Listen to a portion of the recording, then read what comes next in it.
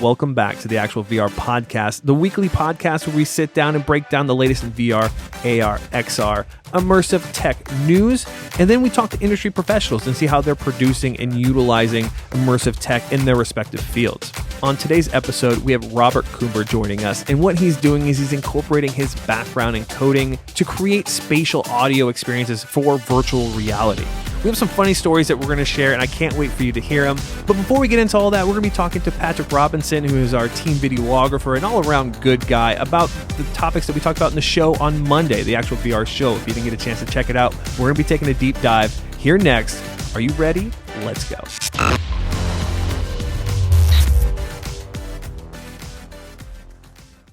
So here we are. We're here with Patrick Robinson, who, funny story, our tale started, how many years ago was it that we first reached out to each other?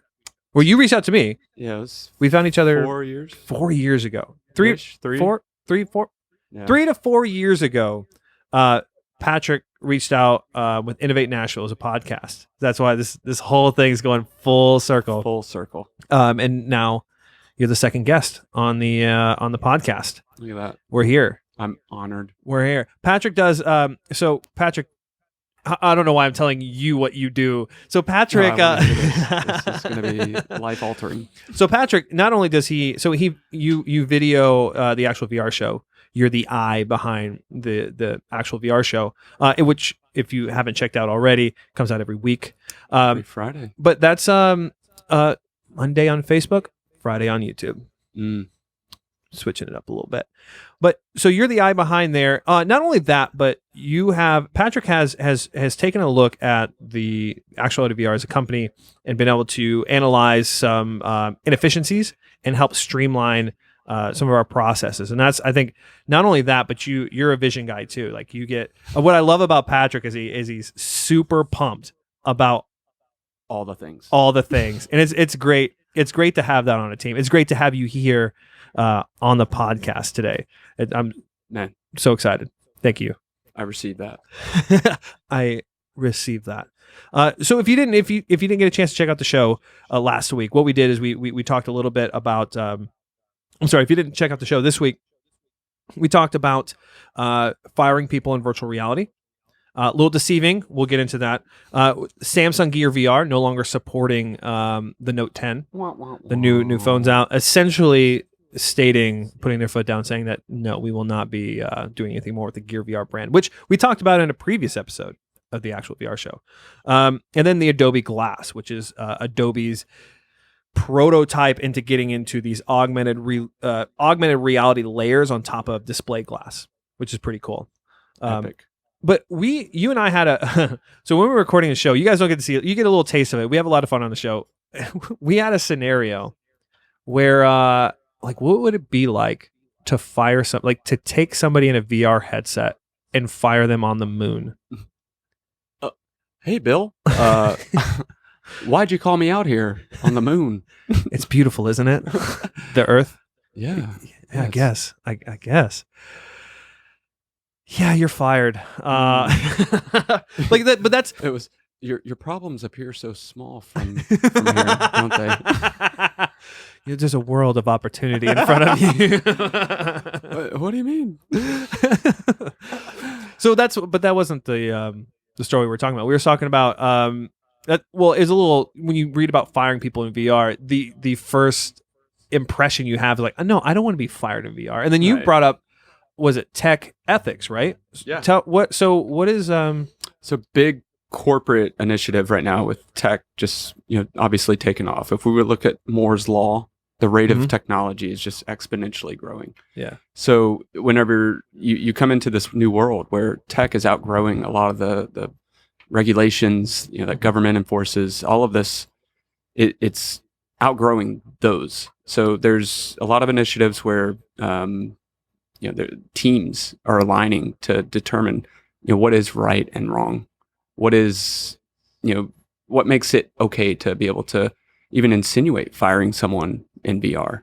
The best example that someone represented at the company that I also work at, Deloitte, they they had this great example of you wouldn't necessarily put a terminal patient on a video chat to be told, hey, you have 6 months to live. Yeah. That's not That's ethically awful. right. Exactly. Wasn't there a lawsuit on that? Somebody Likely. received, I think somebody actually received that news via video chat from their doctor. I think I remember seeing an article about that. Yeah, that's probably where I got my news from, just secondhand. I'm in a storytelling profession. We would just talk a lot. There's this element. What is ethically right? And as this technology is exponentially growing, who is going to be the one, or team that actually determines, yes, you can and you cannot do that? Yeah, we've seen multiple times that the government is not exactly on top of tech trends. Right. You have things like deep fakes, when like the ethical and moral. It's fun and games right now. Yeah. It's putting Trump's face on a little baby. It's putting Joe Rogan's face on. Yeah. I don't know. I can't remember it's even gotten to where even on the Joe Show where they talk about there's people out there replicating the voice, putting it with the content that they've taken machine learning models and analyzed mounds of data from Twitter, and through that analysis this bot is replicating keep talking this entire experience for Joe. And the whole crux is, at what point do you say that that's not okay? That's the tech ethics, right? So when it comes to firing people in virtual reality and using, to give a breakdown of how they're actually using this technology, you need to go ahead and when you look at, so Tailspin is the company based out of Los Angeles who came up with this experience where they have this old man that you can fire, and what it does is it helps managers better set up. Oh, there he is right there. So that's the old man. He has a name. Casey, can you see his name? It says, meet Barry. His sole purpose in life is to listen patiently and then protest or sob a little when you fire him from an imaginary job in virtual reality. Yeah. So that's, I do think when we've talked about it on the show before, and I think you agree and we all agree, and that's one of the reasons why we're so passionate about VR when it comes to training, soft skill training, which is what this is. Like, how do you be a better human? If you're having to go into this sensitive moment of firing somebody, which is, could be, it is life altering. How do you as a manager, have you ever had to fire anybody? I have been on the receiving end of being fired. Do you feel like they could have used some VR training? It was good. Yeah, it was a good firing. It was the only time ever, and it was for due cause. He had to cut off the arm to keep the body survived. So it was empathy was instilled in that. Okay, so they did a good job. That was he had a good manager. Yeah. Well, cool. I consider myself flexible, and I think this exact scenario is for the people that don't necessarily have the emotional intelligence to receive that news. People are so critical on themselves, where a lot of street arguments. Think about the people being fired from McDonald's. They don't have a paycheck at the end of the day. Like those particular firings, the really hard ones. That's where this is gonna, I think, make it very impactful. Yeah. No, that makes sense. Yeah, and having been somebody who's had to fire somebody before, I've only done it once. I never want to do it again. It was, dude, it's hard. It's, you don't know, at least I didn't have any training, and this was my first management position, my only management position. And dude, it was brutal. And I didn't handle it the right way. I didn't communicate it the right way. You're fired. You're fired. Get out of here. No, it was, I tried my best, but there are certain things that I didn't do correctly, and it ended up them leaving very angry.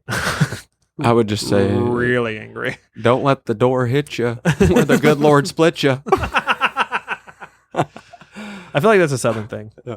Is that a Southern thing? Yeah, that's from my dad. He has all kinds of those one-liners I've just picked up. Is your dad from Tennessee? Where's your dad from? Georgia. Yeah. Georgia? Nice. He's I've got from the family in deep Georgia. South. That's some deep South. Yeah. Got a lot of. Is he a hunter? Yeah. Fisherman? Oh yeah. Yeah. Dude, Georgia, like, there are a lot of people in Georgia that are good hunters, good fishermen. Like, couldn't tell you why.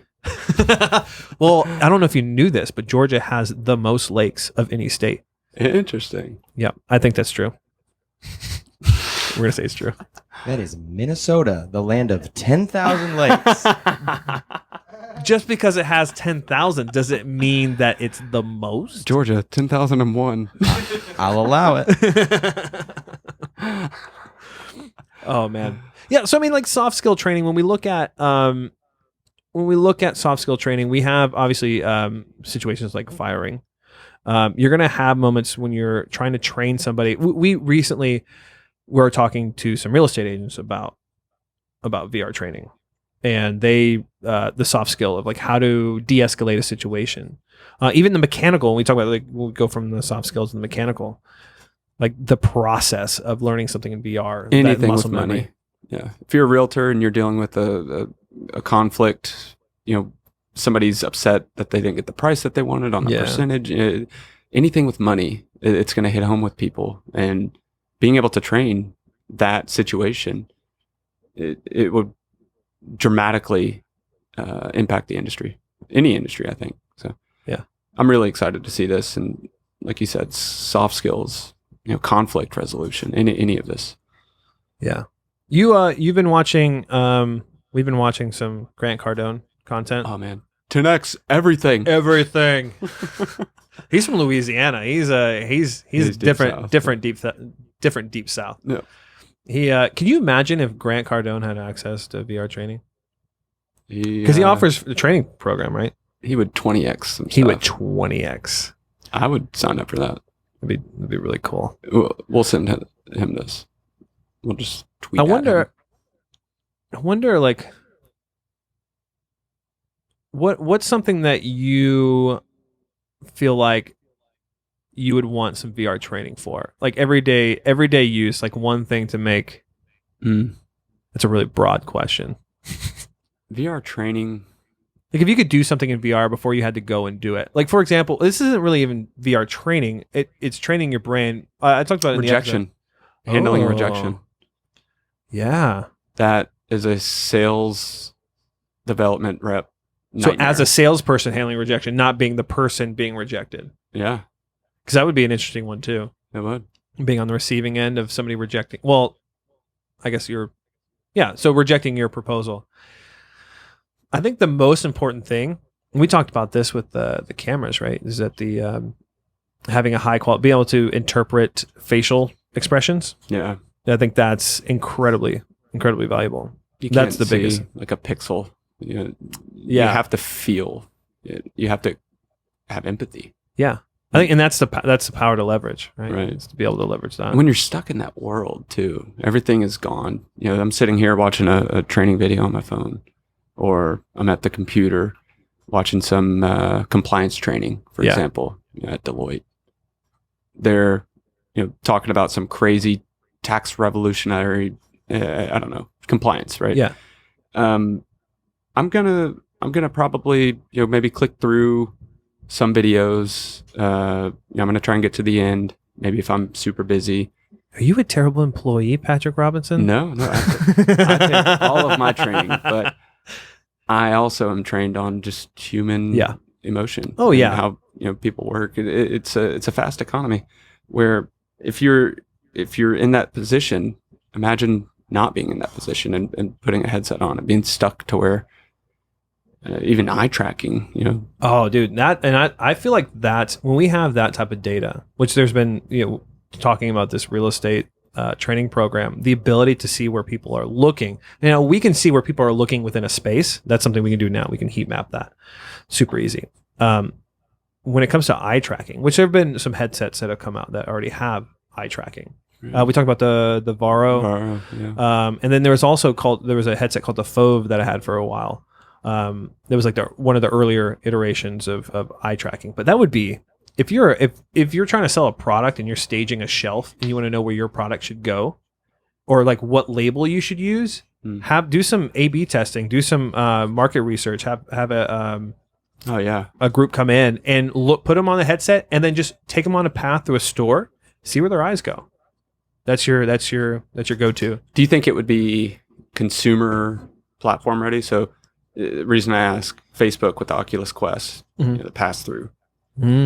There's a lot of people that are concerned about privacy of, hey, where's the data going of my living room, or my intimate, living space. Oh yeah. And I mean, they've come back and said, it's completely private for now.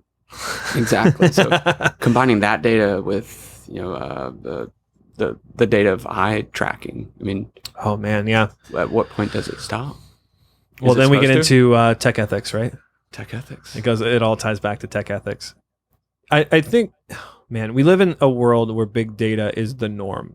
It's accepted now. I know that as a business owner and as a marketer, we can, we were talking this the other day, we can get as specific as like narrowing it down to a specific neighborhood with somebody who makes a specific amount of money with a specific data. Number. It's just, and it's all you can buy collated. That data from Experian credit card.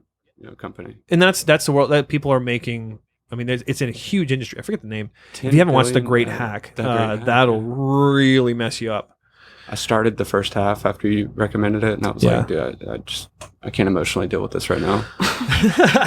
I deleted. I mean, I don't know what this actually does. I don't know if this actually helps, but I deleted Facebook and Instagram and WhatsApp from my phone. Grant, the apps. He'd be upset about that. He'd be upset about that, Grant? I heard him on a podcast the other day just talking. Yeah, he was like making fun of people that say they don't use Twitter because they're running a business, or they say they don't use Facebook. You need your business. Oh yeah, people have to see your voice. They have to hear you. Yeah. Oh yeah, and I still have it on my computer. And what I'll do is I pull up my browser and do it that way. But yeah, because I mean I have to have a Facebook presence as a business owner. You gotta have that. You gotta have that out there. But when we talk about like virtual reality, like what does that data become? What do we do when companies like Facebook have eyes in our homes and now are spatially aware? They already do. I mean, we've posted so many pictures. They're saying that they could from collate photogrammetry. Yeah. Right? Yeah. You have so much data. You have so many profile pictures that have a background of a living room. Yeah. They can family pictures. I mean, I do it. There's pictures of my family in our home. It's wild stuff. That's crazy, dude. We also talked a little bit about the Samsung Gear VR. Do you we got it hanging out back there. So the Samsung Gear VR, a lot of people in the articles that we talked about, which I really like that headset. This one here, this one here came with the remote. The black one did. We have another one that's white. That was the first edition. But this one here, this allowed for bigger phones, like the Note 8 would fit in here. It had the USB-C, the interchangeable USB-C, USB micro USB. And actually, you have a better resolution when you put in a phone like the Note 8 in this headset than you do with the Oculus Go. No kidding. Wow. Yeah, it's still a great headset. But at this point, you can buy the Oculus Go. Do you think that they closed up shop because they know competition's just way past them? I think their leg into that market was the fact that they also sold phones that went inside of them. Yeah. Same with, you look at Daydream, the Daydream platform. The Google Pixel phone was the Google phones were the only ones that fit in there. Also, too, I mean, Oculus pretty much annihilated them.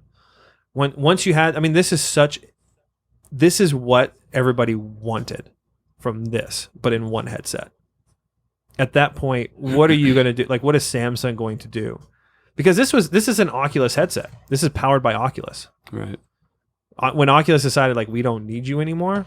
Peace. Yeah. Kind of. You're fired. You're fired. I mean, use a little VR training. I'm kind of romantic about the sense that they help drive the industry. Yeah. And I mean, anytime you heard about VR, it was always gear. So, yeah. I mean, it's one of those things. It's a relic, and which is crazy because it was like 2 years ago. Yeah. Well, this was relevant up until Moore's Law, man. a week or Telling two you. ago. Exponential growth. Yeah, a lot of companies are created and burned in that time frame.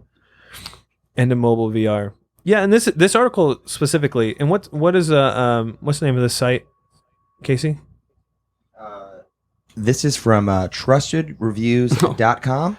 It's on the internet. Doesn't and it says sound trusted. as trusted. Well, if you want to find out for yourselves, folks, you can go ahead and just click the link to this article in the bio of the description of this video. That's what we'll do. Nice. Yeah. What if I mean, with Oculus taking a lot of the intellectual property with them, that they just kind of have fallen as victim of this huge conglomerate company now. Oculus owned by Facebook, right? Like they just move them out of the way. They're off the chessboard. Dude, yeah. No, this was I think I wanted Oculus to win.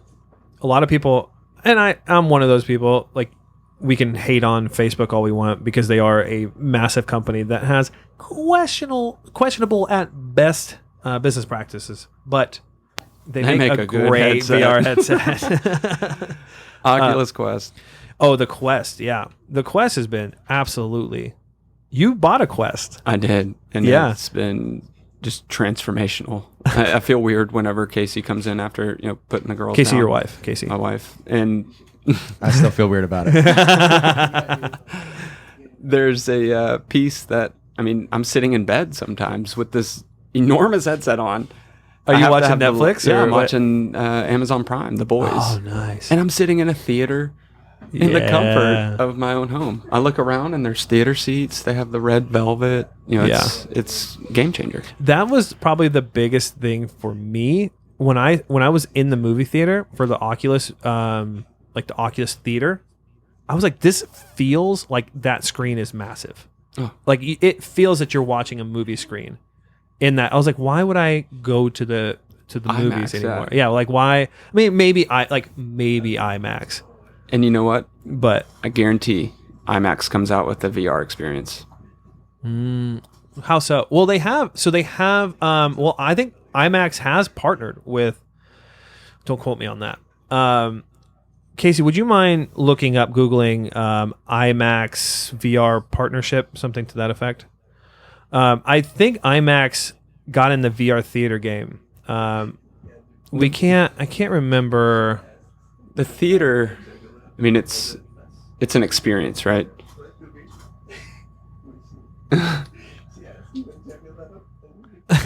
Cut. We're maybe I was pretty far from the mic, but I could comfortably be right here. That way we're... Just carry on. It looks like right here, IMAX... Sorry, guys. IMAX unveils comprehensive virtual reality strategy, launches location-based initiative through partnership with Starbreeze. That's the title. It says IMAX to create fully integrated, premium, out-of-home VR offering encompassing camera capture, content distribution and delivery. Jesus. So they're bringing VR to the theater? I think they're maybe getting in the content game, creating content. I'd have to look more into the Hey, what? We're doing analog memes, dude. We've got we do have a studio audience in the podcast, by the way. I don't know. I don't know for a fact whether or not they're going to create stuff, but we'll talk more about that later. But let's talk about what if they did. Ooh, what if IMAX did bring it? So what is something that IMAX could do? What is it that IMAX has that could differentiate themselves in the... they have large format video. Brand. Yeah. Yeah, I don't know. Like I initially thought that they'd use their venues to be able to do simultaneous VR shows because IMAX theaters are massive, but they're not utilizing that screen. Maybe the sound system. That would be pretty cool. VR will disrupt the theater game as the theater disrupted the drive-in game.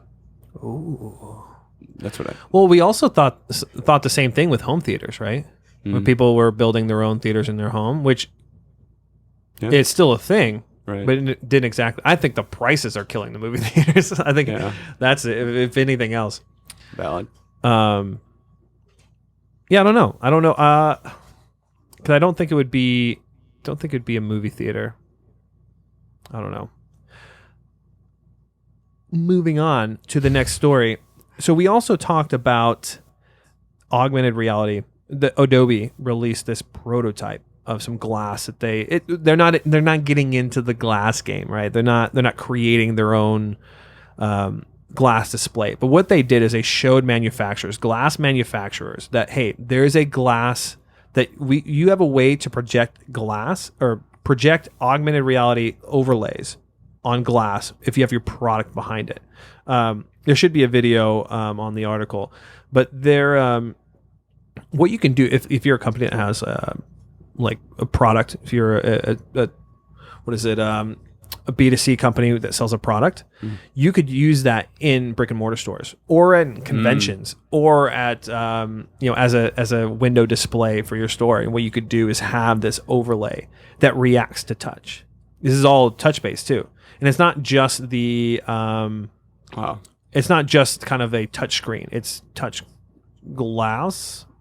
It's really cool. And it also you can create stuff on it using. I'm going through the Slack right now. Where is what's the article called? Just so I can pull it up for the. It should be something about Adobe Glass. It should be with the other articles. It's all in the same time frame. Same thread. It'll be with the HR stuff, the Samsung Gear VR.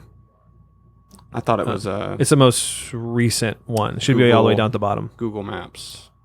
Oh, was it Google Maps? Okay, so yeah, I see that one. You see the glass one? The Google Maps one. The glass may Novo Audio and Technology magazine. It should say something. It says Google Live View, Tech Radar. Not that one. No. Scroll up a little bit. Bloomberg, news articles. Murdoch largest merger. No, we're not going to talk about the Murdochs. That was a pretty interesting story though. Murdochs are investing in virtual reality. Wow. I do not see it, but everyone. That's fine. Well, we'll talk. While you're pulling it up. Let's talk. We'll talk about the Google Street View. Okay. Yeah. So the augmented reality layer. Excellent. So Google Maps recently updated. If you go into pedestrian mode with your phone, with the Google Maps, if you have an AR-enabled phone, which I think is like an iPhone 6S and above, or you can have an Android. I forget the model Android or the version of Android you have to have. But yeah, how to use Live View. So what they do is they have this camera pass through that you can look through the camera on your phone. You have a little mini map if you've ever played, Call of Duty, Battlefield, any first-person shooter, most games will have this little mini map feature. But you get that at the bottom of your screen to be able to see where you're going on the maps. But passing through there, you get these like really cool AR graphics that show you what road to go down. Wow. Never get lost again. Never get lost again. Because that's a real problem. Have you ever do you know what I'm talking about when you're like you pull out your maps on your phone and you have to make a certain, especially if you're in a city and you have to make a turn left or right, but you don't know which way you're facing. Right. And you have to do this number where you're like spinning in circles trying to find out, get your GPS right. Yep. All you have to do is pull up your phone, man. It's It'll right there. Guide you right there. I saw something similar where it might integrate with Google Maps, but it's a almost like a joke to this premise where there's a fat man walking, or he's like dancing, and he's the one guiding you. So that instead of arrows in a street view, it's it's like this dancing man. Was it a satire website? No, it was legit. Oh, I mean, that's pretty good. Name. If that's a real thing. Yeah, it's like have a fat man dancing AR. Literally he walks you down the street. And I mean, just coming from the corporate background that I'm in right now, where Deloitte has these massive facilities where we're using wayfinding just to find a room. Wayfinding. So it's where you have almost like a beacon technology that pings data where you're located compared to the it's using gravitational pull in some places. It's wild stuff. What? Yeah. So it'll guide you similar to how Google Maps is right here. It'll guide you through the office to find, No. We have so many consultants traveling, and whenever they get there, it'll take what floor to go to and what so on that level, in the building, it'll tell you where to go. Yep. We don't have it in AR, Right, but still, that technology. It's a 2D face, yeah. But that technology, I mean, Wow. combining these. Oh, dude, that'd be imagine crazy. walking in an office. You'll never get lost again. I know a guy. I met a guy at a convention in Boston who used Google Earth VR Right. to.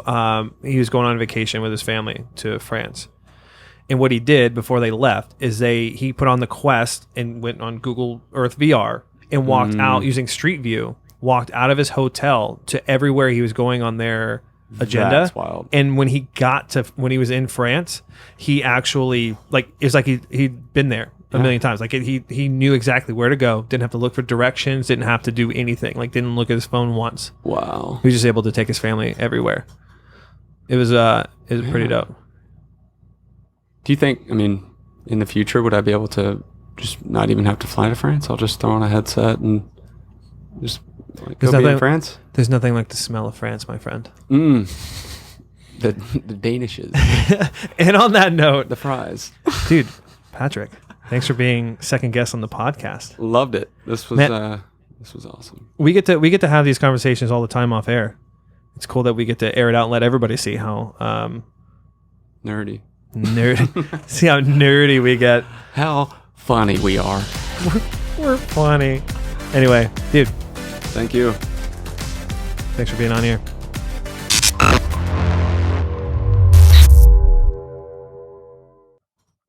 And we're here. We have a very special guest with us today. This person, who I will reveal in just a second, has been with Actuality VR for about 4 years now. Started out as an intern, started as an intern, now a great friend and a very talented individual. He's helped numerous things with some of the projects that we have going on, from spatial audio to some VR app development, some Unity work, and also to just some of the grunt work that comes with being an intern at a company. He's done some Photoshop stuff, but he's an all-around just smart guy and really kind individual, really smart, really. I'm just gonna introduce you now. This is Robert Coomber, everybody. Hello. Hi. How's it going? Going great. Thank you for coming and doing this. Yes, thank you for having me. We had a pretty brutal weekend. I say brutal. Yeah. It wasn't. It was very exhausting weekend. Yeah, a really cool project. Yeah, it's definitely a lot of hard work, long days, but we finally finished it. So we'll get to that here in a minute. So the first time Robert and I met was at GMX. Yes. So this Geek Media Expo, and we the Nashville Virtual Reality Meetup. We had a booth there, and we were just playing some VR games. And you and Julian, Yes. who's you can't see right now, he's off in the corner. What up? But we started talking about VR and kind of the future of VR and how we wanted to apply it, and we matched on a lot of ideas. Yes. We saw VR going the same direction, and fortunately, you guys are very talented. And that was still really early. Because I remember you were shooting some footage there, and that was when we saw the GoPro rigs, that 6-camera GoPro rig. Oh man, yeah. Which was interesting, but that was I believe the first time we actually met and introduced ourselves, and that's when it all started. That was a fun expo. That was we got a lot of people to get to try VR for the first time, which is part of what we have to do. We're pretty early in VR. Yes. We had to be the spokespeople. Still are. We have to be the advocate for the platform. Yeah, introducing so many new people all the time to VR. Still doing it now. Yes. Still doing it now. Yes. But we had so we worked on some pretty cool projects. You've been integral in integral, is that the word? Integral? I don't even know how to. I believe so. Casey, can I get a confirmation on integral? It can go one of two ways: integral or integral. Oh, Come from the land of Integra. Also, I don't know. I'm bullshit. I don't know. So I want to start. I think the first project I want to talk about was Vanderbilt University here in Nashville. They approached me. They wanted to do some. We approached them about some projects that we want to do. And essentially, the need that they had is they had this convention that they'd go to over in China every year to recruit students to come to Vanderbilt. And a handful of colleges had a VR experience, and they set up these VR booths, and they needed some VR content to help recruit.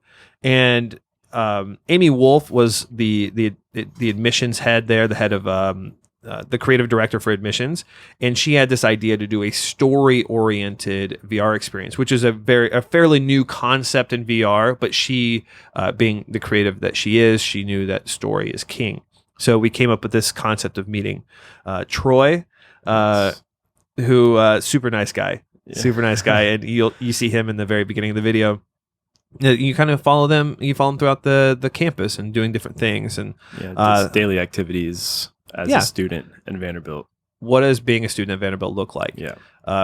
But where the technical challenge came from was that this is we want to do spatial audio, and at the time, and even still, and Robert, you can attest to this and kind of expand on this, but spatial audio is not an easy thing to incorporate into a project, into a 360 video.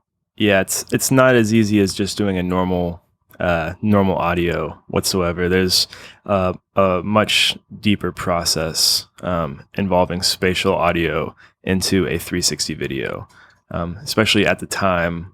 The tools were still somewhat rudimentary. Still, you had to do some coding in the console to actually get these things all together. Coding in the console, like what are you? Can you kind of tell us what that entails? Are you writing script? Are you like what in the very beginning? What did that look like? So there is a tool called FFmpeg, and that is a console line tool.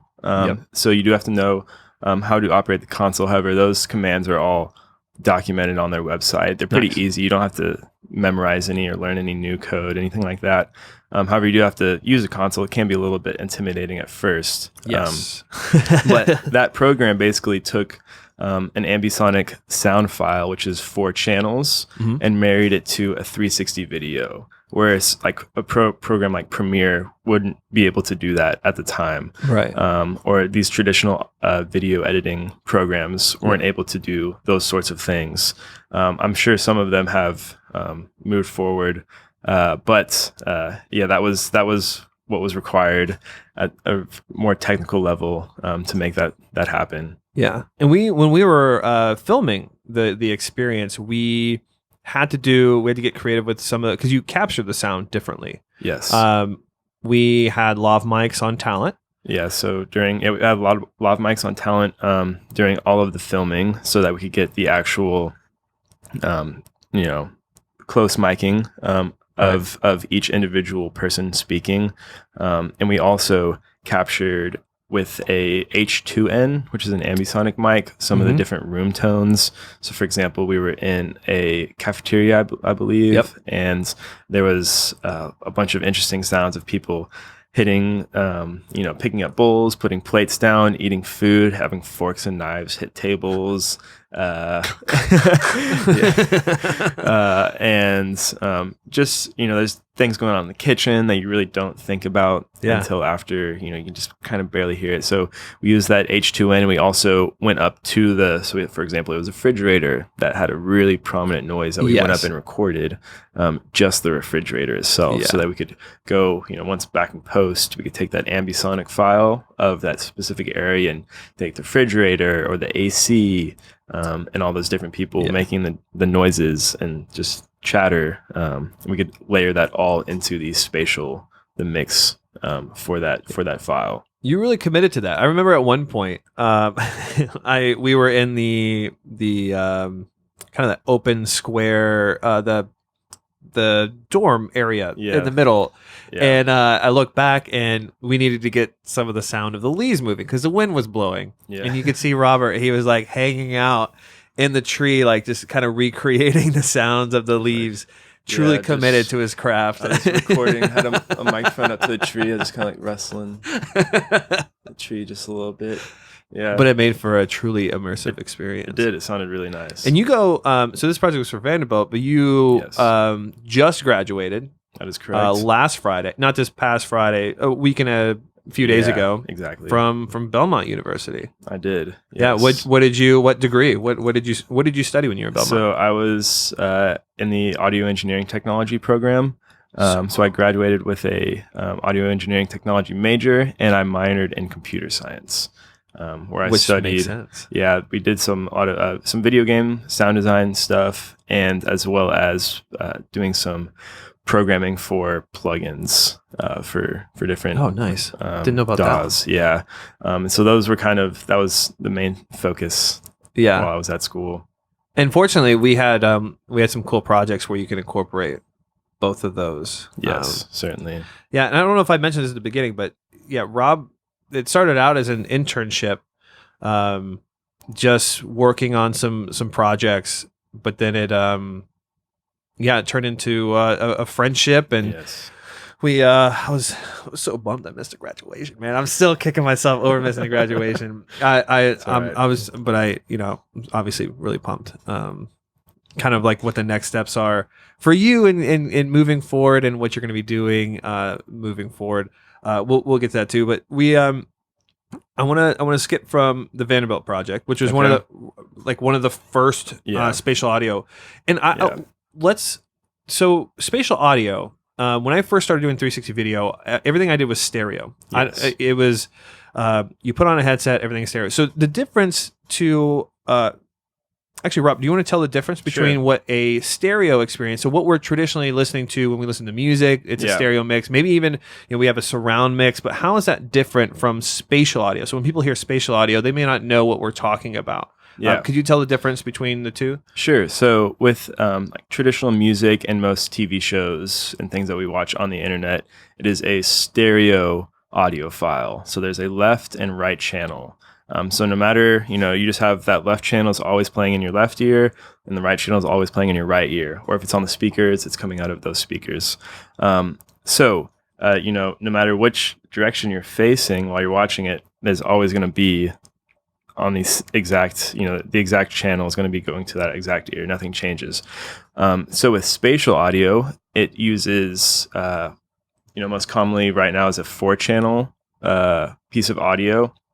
It's just in a traditional WAV file. Mm-hmm. However, with that, there's 4 channels. We don't have 4, with headphones and VR, we don't have 4 things to listen to. Yeah. So what it does is takes those 4 channels and decodes them down to binaural outputs so that we can hear it like we would as if we were there. So the way it does kind of like recreating the human ear where Yes. we can detect things positionally. We hear a sound behind us, it sounds like it's coming from behind us as Yes. opposed to just out of Exactly. And so with these files, there's 4 channels of audio. One channel takes the front and back data for the sound. Another channel takes the left and right data, and another channel takes the up and down audio data. And it uses, through a series of equations, it uses that different spatial data to send you an output to your ears of which direction you're facing. It sends that output correctly to your ears as if you're looking there. So looking forward, if there's somebody to your left talking to you, you hear them in your left ear as if they were there, and then you can turn to them, and now it's in both of your ears equally. Then if you were to keep turning, it would be just in your right ear. Inside, and that all happens inside of a 360 video, so that you can actually have a real spatial image all the way around you. And that's very important, and especially when we're talking to Vanderbilt and we talk to clients moving forward. And I arguably, I think it is the most important part of creating an immersive experience. And I transferred over, which I'm really bummed you guys are graduating and growing up. You're an adult. You're already an adult. But we had to create a truly immersive experience, it doesn't make sense just to have a stereo mix. The importance of audio, and you guys really helped me kind of hammer that home, that to have a VR experience without that spatial audio, it's really a disservice to the platform, to the medium. Yeah. And in order to be convincing, we talk about like soft skill training, and we talk about VR training, and we talk about when we worked on the Never Thirst project, we didn't get to have the spatial audio there, but if we had the spatial audio there, the power of virtual reality, one of the things is the ability to elicit empathy. Mhm. Whether you're wanting them to be happy or to be sad or mad, whatever it is, you have to put them there.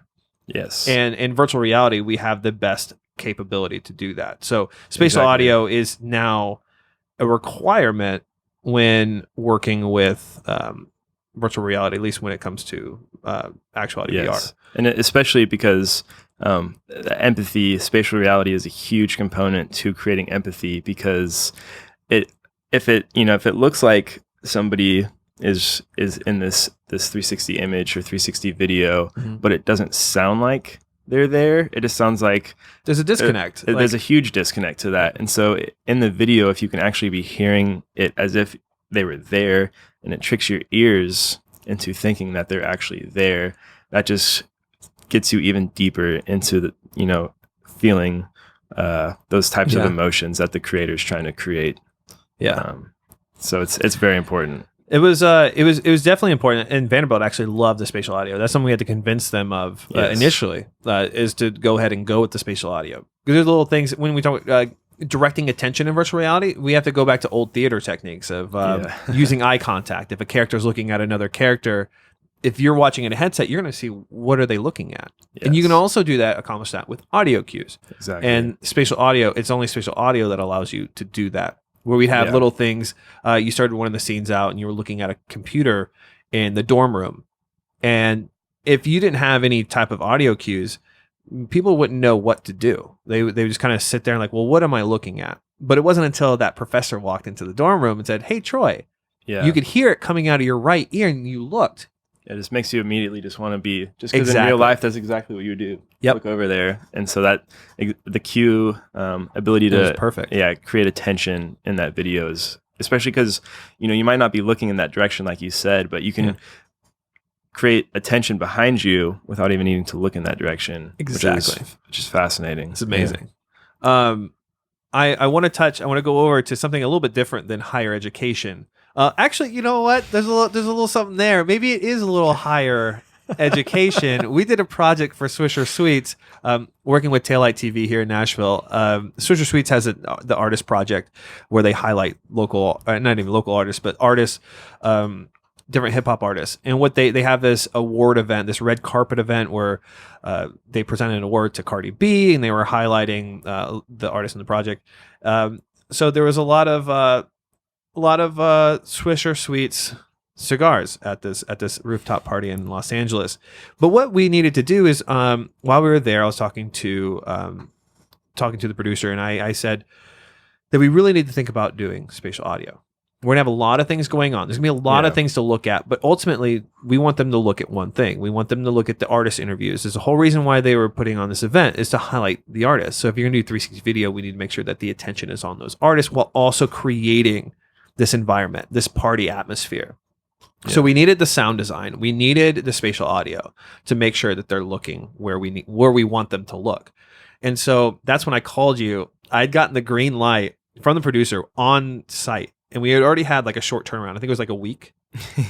And I called you guys, and I was like, hey, how quickly could you turn around spatial audio for a minute and a half video? And you could just tell, I'm going to need some time to talk, for us to talk it over, to figure this out. But I'm glad. I'm really glad that we ended up doing it. Right now, I think we got a running total of close to 1 million views. Casey, do you have access to that video? I'll throw it up in post. If you guys want to talk about it, just tell me about a specific part, and then I'll put it in a post. Okay. Well, I mean, I think just the whole sound design part of it. You guys took what mix that I had, and I thought I had pride. I kind of took some pride in the fact that, like, I'm pretty good at doing some stuff, and then you guys step in and you take it beyond anything that I could possibly imagine. But I wanted to, so you had to do some computations for because of the platform that we were distributing on. This was a Facebook project. Yes. So why is that different? Why is it, because we were putting it out on Facebook, why is it different if we had put it on both Facebook and YouTube, or just YouTube? So I can't tell you the specific reason why they chose to make a difference. But with YouTube, YouTube wants a WAV file 4-channel WAV file, Okay. which we've done before, and Facebook wants either a 4, 8, or 16 channel .tbe file, which is completely separate, and it actually it changes the mixing process as well for doing the Facebook versus the YouTube. The main difference is that YouTube doesn't have a headlock stereo in their mixes, and what that means is that for example, if there's music playing or dialogue, you might want like voiceover, you might want to just have it just in the ears equally, and not spatialized at all. Because sometimes it's weird if there's a sound coming from a certain direction, even though there's nothing in that direction. A little unnerving, almost. Exactly. It's like a ghost in the room. So you want it to just be the same in both headphones. So YouTube doesn't support that. So, however, Facebook does. So if we're trying to do that for YouTube, we have a few different mixing tricks that we have to do to get it to sound proper. Versus with Facebook, they just have an easy export for that sort of process. So that's one example of the differences between the two. However, with both of those, I'm still using the command line. There's a few tools to bake those and code them together. However, the command line is still the fastest and easiest to create that Facebook file. So do you feel like the experience that you got in programming and coding has drastically helped your spatial audio sound design? Yeah. I believe so. Yeah. Because it's having to even use the command line, I've had to do that multiple times, and I'm really comfortable with it. And so immediately when I saw that there was this tool that could edit videos and edit audio and do all these things in the command line, I just easily hopped onto it, and got just started getting going pretty quickly, which was really nice to not have that roadblock there, which I know if somebody who isn't a coder, there would be certainly a roadblock getting started with that. So if you so to anybody who may be thinking about getting into spatial audio in virtual reality or 360 video, if that's something that you want to do, and I would imagine some of this translates into game design, if they're doing any type of VR game dev and they want to do any sound design, it would behoove them to learn the relevant coding to make that process a lot easier. Yeah, and as of right now, there are ways to do it without the coding. However, it can take a bit longer, and you have to make sure you have the right downloads and all the correct versions. And that specifically is through the Facebook plugin. Okay. And we are currently trying to move away from the Facebook plugin, just because it is free. It is free, which is great. It means anybody could have access to it and try it out. That's what we've been using for the last 3 years now. Yeah. However, we have been running into a few issues where it's just quite buggy. We don't really have the support that we need with it. So we've been moving towards a program called DearVR, which is something that I can talk about a little bit, but I'll let Julian talk about that a little bit later, because that's a really, really fascinating tool that we've been getting towards. And that with that, I do need to do some coding in the command line. Okay. So I would say that I was kind of on a little tangent there, but I would say yes. Well, what do you wrapping up here? What do you do you have anything going on? Any projects that you have going on that really excite you that you want to just kind of promote? We have the one this weekend that was really cool. You have a baseball game. Yeah, I work on the baseball game.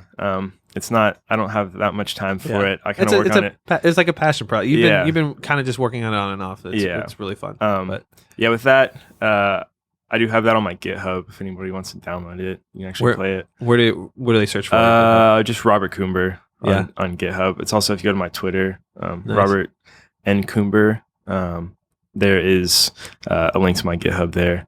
I'll put a link in the bio at the bottom of this video. Cool. Thank you. Cool. And if you're listening to the audio only, also in the podcast. And podcasts are found. So yeah, I'm doing that for the Vive. I've also have a little port to the Quest that I've been testing out, which is a lot more work than I was expecting.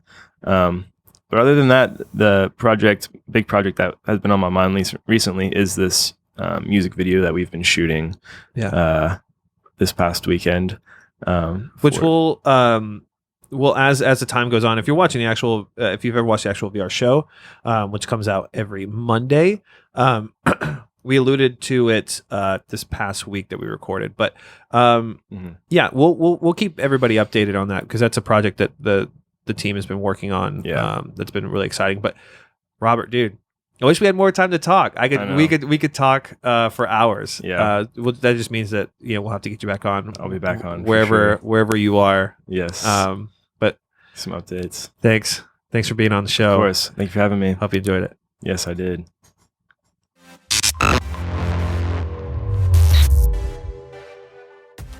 Guys, thank you so much for joining us for the Actual VR podcast. If you enjoyed talking to Robert, if you enjoyed talking to Patrick, be sure to let us know. Give us a like, subscribe, do all the things you do when you appreciate the content that you're consuming.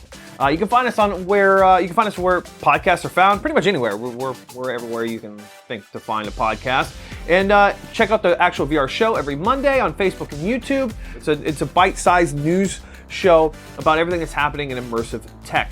But thank you guys so much for stopping by, and we'll see you next week.